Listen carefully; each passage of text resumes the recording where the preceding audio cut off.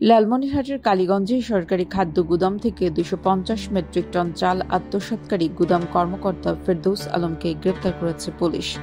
শনিবার সন্ধ্যায় হাতীবান্ধা উপজেলার দেখাওয়া এলাকায় এক চাল ব্যবসায়ীর বাড়ি থেকে তাকে গ্রেপ্তার করা হয়। 3 বছর আগে ভোটমারি সরকারি খাদ্য গুদামে যোগদান করেন ফেরদৌস আলম। আগের রাতে চাল গায়েব করে শুক্রবার সকালে পালিয়ে যান তিনি।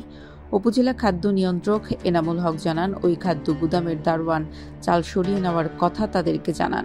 শুক্রবার সকালে কালীগঞ্জ উপজেলা নির্বাহী কর্মকর্তা জহির ইমাম খাদ্য কর্মকর্তাদের সঙ্গে নিয়ে কালীগঞ্জ উপজেলার চলবলা ইউনিয়নের সুকানদিঘি এলাকায় অভিযান চালান।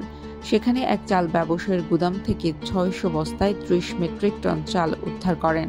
এ ঘটনায় কালীগঞ্জ উপজেলা খাদ্য নিয়ন্ত্রক এনামুল হক থানায় একটি মামলা করেন। এনামুল হক বলেন, 30 মেট্রিক টন চাল উদ্ধার করা হয়েছে, অবশিষ্ট চাল এখনও উদ্ধার করা হয়নি। ফেরদৌস আলমের তথ্য অনুযায়ী পুলিশ চাল উদ্ধারের অভিযান চালাচ্ছে। কালীগঞ্জ থানার ভারপ্রাপ্ত কর্মকর্তা ইমতিয়াজ কবির বলেন, মামলাটি দুর্নীতি দমন কমিশনে হস্তান্তর করা হবে। তারা তদন্ত করে আইনি ব্যবস্থা নেবেন। চাল উদ্ধারের চেষ্টা চলছে।